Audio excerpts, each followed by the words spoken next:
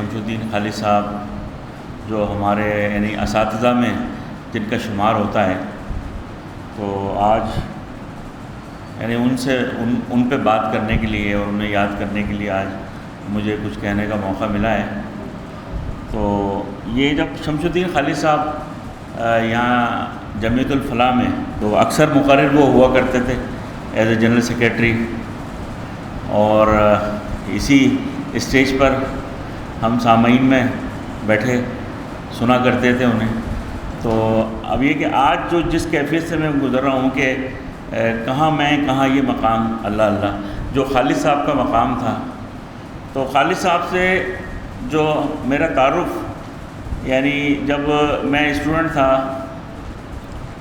تو گریجویشن میں کر رہا تھا، تو ان دنوں پروفیسر سید لطف اللہ صاحب جمعیت الفلاح کے صدر تھے۔ 91 اور 2 کی 91 کی بات ہے، 1991 کی۔ تو خالد صاحب میرے خیال ہے ان دنوں ایگزیکٹو کمیٹی میں تھے، نصر اللہ صاحب کو شاید ٹھیک سے یاد ہو، صدر تھے۔ تو بہرحال جمعیت الفلاح میں ان کا کوئی نہ کوئی رول تھا، اور فاران کلب میں بھی بہت ایکٹیو تھے۔ تو مجھے یہاں پہ خبر، یہاں کے جو اطلاعات کی ذمہ داری تھی میری، لطف اللہ صاحب نے مجھے کہا کہ آپ خبر یہاں کی بنا دیا کریں۔ اب مجھے نہیں معلوم میں کیسی خبر بناتا تھا، لیکن لطف اللہ صاحب کو اور شمس الدین خالد صاحب کو وہ بہت پسند آتی تھی جو یہاں ایونٹ ہوتے تھے جیسے آج۔ بہرحال شمس الدین خالد صاحب کی یہ محبت ہے، جیسے کہ ابھی عطا بھائی نے فرمایا کہ وہ چاہتے تھے کہ جن لوگوں کے اندر تھوڑی بہت بھی، مجھے نہیں پتہ مجھ میں تھی کہ نہیں، لیکن انہوں نے محسوس کی تھی کہ صلاحیت ہے، وہ فوری طور پہ صحافت میں آ جائیں، تربیت کی طرف ان کی ہو جانی چاہیے۔ تو وہ کہنے لگے کہ میاں یہاں کیا اپنا، اچھا ہمارے اس وقت جو ذہن میں تھا سبھی لوگوں کے اس وقت، یعنی اس وقت کا تاثر یہ تھا کہ جی پارٹ ٹائم جاب کرنی چاہیے تھوڑا بہت، تاکہ اپنے تعلیم کے اخراجات نکلیں۔ تو اب وہ یہ کہتے تھے میاں چھوڑو یہ پارٹ ٹائم کے چکر میں، تم فوراً عملی صحافت میں آ جاؤ، تمہارے اندر صلاحیت ہے۔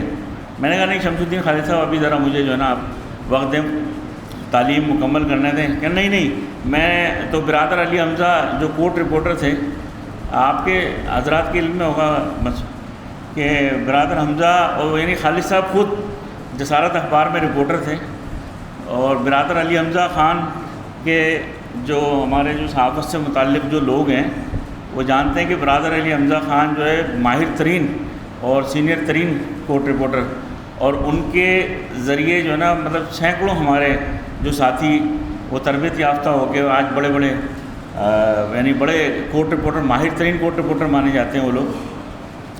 تو انہوں وہ روزانہ آ کے شام میں مجھے کہتے تھے، مجھے آج برادر علی حمزہ کورٹ میں ملے تھے، میں نے ان سے تمہاری بات کر لی ہے، کل صبح 12 بجے مشرق کے دفتر چلے جانا اور وہ ملیں گے، یا سٹی کورٹ آ جانا یا ہائی کورٹ آ جانا۔ ہر دوسرے دن ان کا یہ کہنا ہوتا تھا، اور میں ظاہر ہے اپنی کاہلی میں اور یہ سوچ کر کے یار کیوں ان جھنجھٹوں میں پڑھوں ابھی سے، تو میں نہیں جایا کرتا تھا۔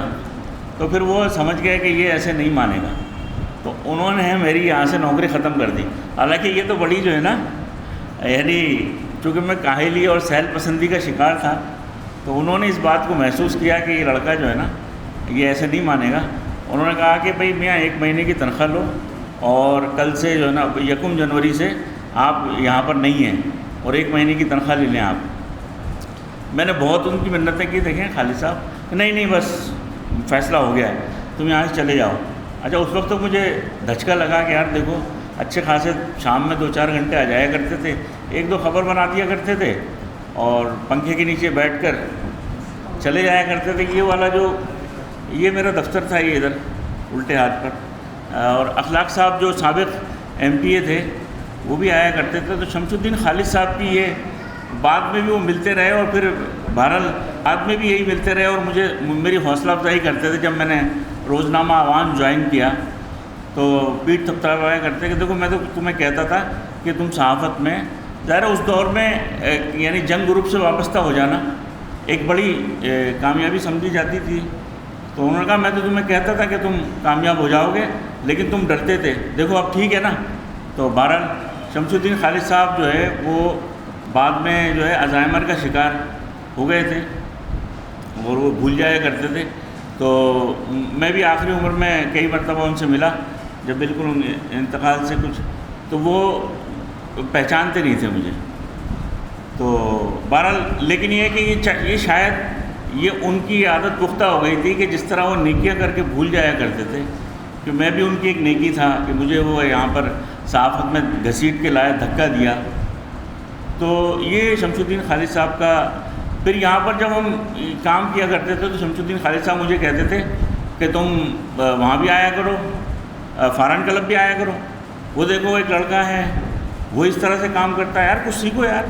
دیکھو جمیعۃ الفلاح میں ایسے کام ہونا چاہیے جیسے فارن کلب میں ہوتا ہے. اچھا میں نے سنا کہ وہ فارن کلب میں جو ہے یہ کہتے تھے کہ اس طرح کام ہونا چاہیے جس طرح جمیعۃ الفلاح میں ہوتا ہے. تو وہ ایک مستقل جد و جہد کرنے والے آدمی تھے. وہ یہ چاہتے تھے کہ ہر جگہ جو ہے نا، یعنی جس چیز کو انہوں نے حق سمجھا، جس چیز کو شمس الدین خالد صاحب نے حق سمجھا، تو اس کے لیے وہ بے چین رہا کرتے تھے کہ ہر جگہ اس طرح سے انتظام، اس طرح سے کام ہونا چاہیے. تو اب یہ اللہ تعالیٰ کا ایک نظام ہے کہ شمس الدین خالد صاحب آج ہمارے درمیان نہیں ہے، لیکن 27ویں شب یعنی 27ویں رات جو ہے تو وہ کہ وہ ایک تبسم کہ وہ گنچے، وہ کہا ہے کہ شعر میرے جوش ملیح آبادی کا ایک شعر ہے، 2 مصرے ہیں کہ غنچے تیری زندگی پہ دل ہلتا ہے، غنچے تیری زندگی پہ دل ہلتا ہے، صرف ایک تبسم کے لیے کھلتا ہے. غنچے نے کہا اس چمن میں بابا یہ ایک تبسم بھی کسے ملتا ہے. تو بات یہ ہے کہ یہ ایک تبسم یا ایک جو شمس الدین خالد صاحب کی جو مسلسل جد و جہد پر مشتمل جو زندگی تھی، یعنی وہ انہیں چین نہیں لینے دیا کرتی تھی. یعنی میں نے یہ دیکھا کہ گھنٹوں گھنٹوں لوگوں کو جو ہے نا وہ کسی کام پر آمادہ کیا کرتے تھے کھڑے ہو کے، اور صبح کوٹ آتے تھے، پھر دوپہر میں جمیعۃ الفلاح جایا کرتے تھے، وہ عام سی کوئی پینٹ پہن کے، اور یعنی لائٹ سے کپڑے پہن کے. یہ اسپینسر بلڈنگ میں جہاں حبیب میٹرو بینک کا شاید ہیڈ آفس ہے، جو اس میں ان کا آفس تھا اس دور میں، وہ یہاں سے جمیعۃ الفلاح آیا کرتے تھے. پھر جمیعۃ الفلاح میں 2-3 گھنٹے گزار کے پھر واپس اپنے اسپینسر بلڈنگ کے دفتر میں جایا کرتے تھے. پھر رات کو جب اسپینسر بلڈنگ سے فارغ ہو جاتے تھے، وہاں 8-9 بجے جو ان کا دفتر بند ہو جاتا تھا جس وقت بھی، پھر ایک جمیعۃ الفلاح کا چکر اس وقت لگاتے تھے وہ. تو یعنی مسلسل جد و جہد کرنے کے عادی تھے. اللہ تعالیٰ ان کی مغفرت فرمائے. بس میں سمجھتا ہوں کہ یہ ایک ایسی روح تھے، اللہ تعالیٰ نے انہیں اس دنیا میں جس مقصد کے لیے اتارا تھا، اور انہوں نے وہ کما حقہ اپنا جو ہے وہ فریضہ ادا کیا.